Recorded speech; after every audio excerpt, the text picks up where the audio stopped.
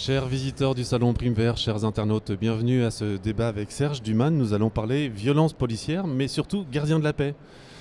Oui, bien que le terme ne soit pas approprié, mais on va en parler. Voilà, on parle beaucoup de violence policière dans cette élection présidentielle depuis les Gilets jaunes. Est-ce que toi, Serge, qui est un vieux militant de la paix dans le monde et dans la France, tu considères qu'il y a une augmentation des violences policières en France ? Alors, je vais relativiser. Il y a une augmentation des violences policières depuis qu'elles avaient baissé dans les années 80.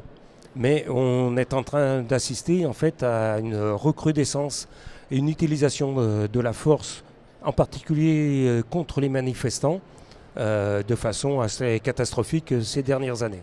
Donc tu veux dire que dans les années 80, il y a eu une décrue ?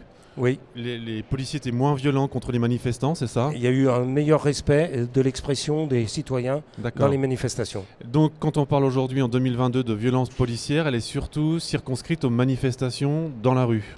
Alors moi, ce qui m'intéresse en fait, le MAN, on travaille pas mal dans les quartiers. On est en lien avec des populations qui sont capables de violence. Mais moi, ce qui m'intéresse, c'est surtout le rapport entre la police et les citoyens, et surtout les citoyens engagés, les citoyens politiques. C'est-à-dire, en fait, on voit apparaître maintenant une utilisation par le pouvoir des violences et de la police, et donc des violences, pour réprimer une expression politique, des demandes de changement. D'accord.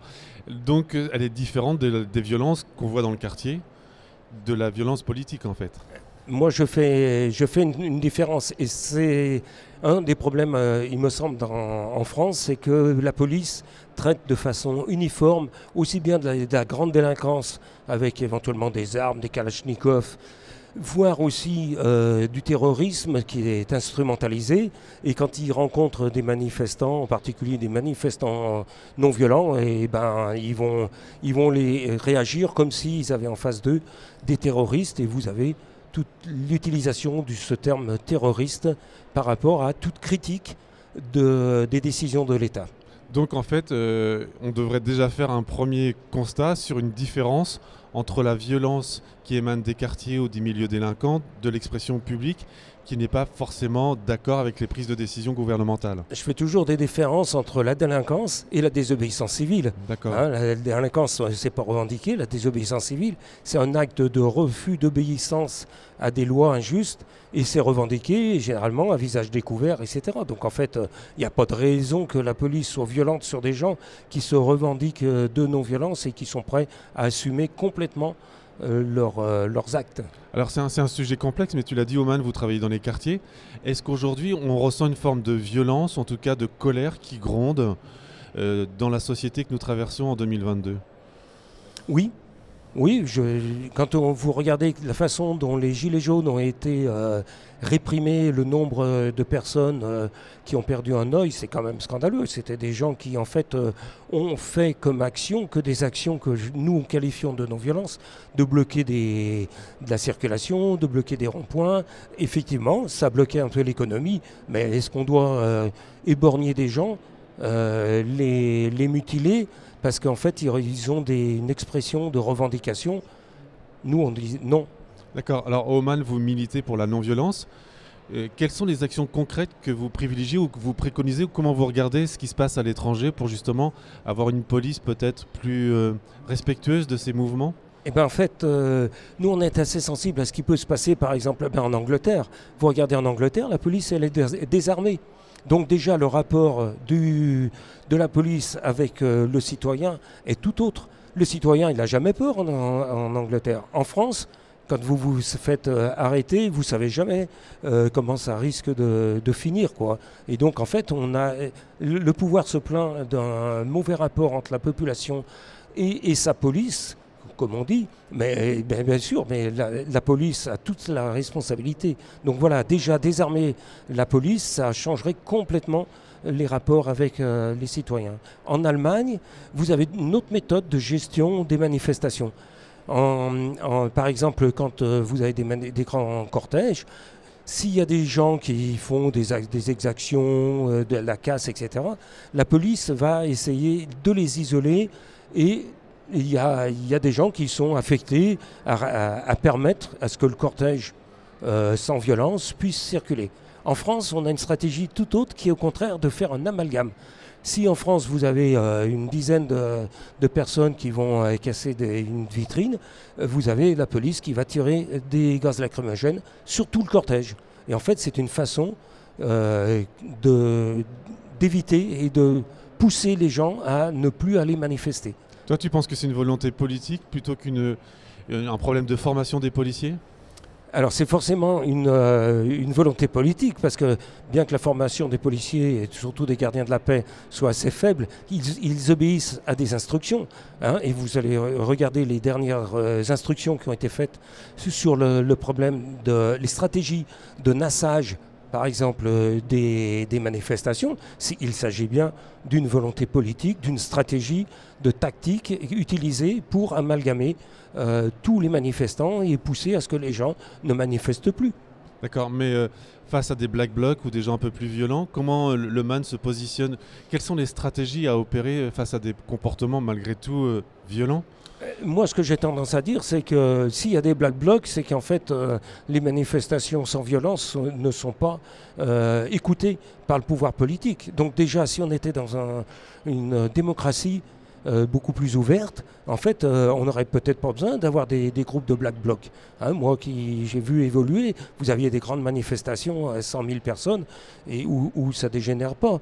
Donc en fait, déjà le premier point, c'est dans quel contexte on trouve des black blocs. Après, ce que je vous disais par rapport à des tactiques policières, par exemple allemandes, s'il y a des groupes peu de black blocs, en fait les policiers vont séparer ces groupes d'avec le corps des manifestants qui peuvent venir avec des enfants et des familles. Et avec la délinquance qu'on peut retrouver dans certains quartiers chauds, comment le MAN se positionne ? C'est de la médiation en amont, c'est ce qu'on appelle la police de proximité que vous préconisez, c'est autre chose ? Alors, on est plutôt proche de la police de proximité parce qu'en fait, n'oublions pas que quand on parle de la délinquance dans les quartiers, d'abord on en fait tout un plat et il y a des Zemmour-Le Pen qui instrumentalisent ça pour habiter depuis de nombreuses années dans la banlieue de Lyon.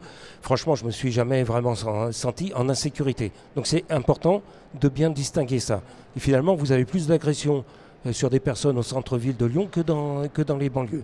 Ça, c'est un point. Et en fait, dans les quartiers, vous retrouvez ce mauvais rapport entre une police qui est hyper répressive, qui joue les cow-boys, et avec les jeunes. Et du coup, les parents, qui sont des fois un peu démunis dans l'éducation des enfants, en fait, ils ont tendance à vouloir défendre les jeunes. Donc, en fait, vous voyez, ce clivage police-population fait que, par exemple, dans les banlieues où il y a il y a de la délinquance, mais il y a surtout beaucoup d'incivilité.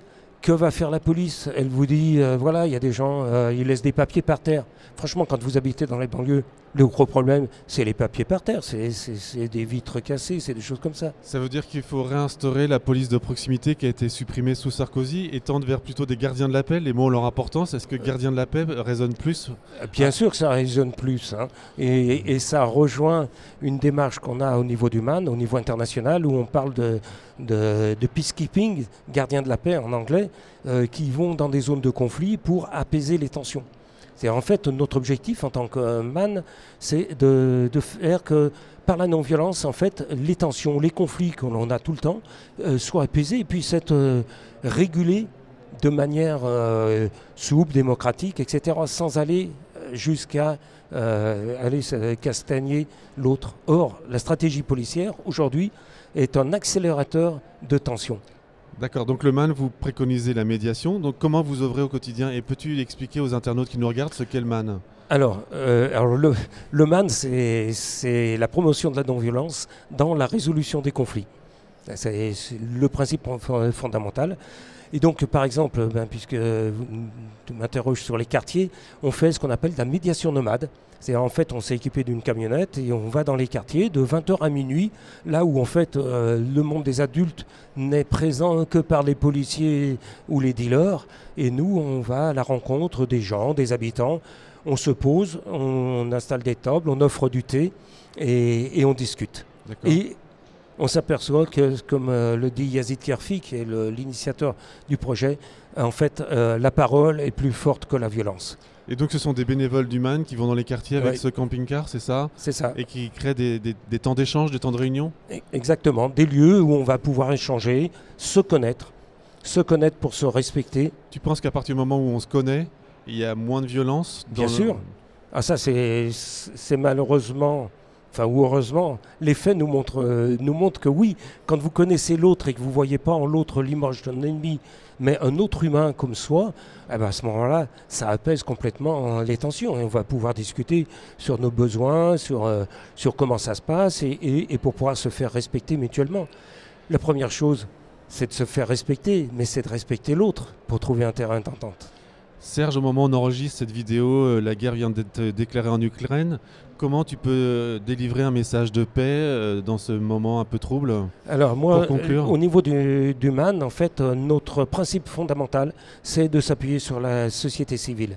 C'est-à-dire, en fait, aujourd'hui, on le voit bien malheureusement que l'armée ukrainienne, on a beau lui envoyer des armes, elle a en face de lui une armée super puissante et qui a tendance à ne pas respecter la population civile.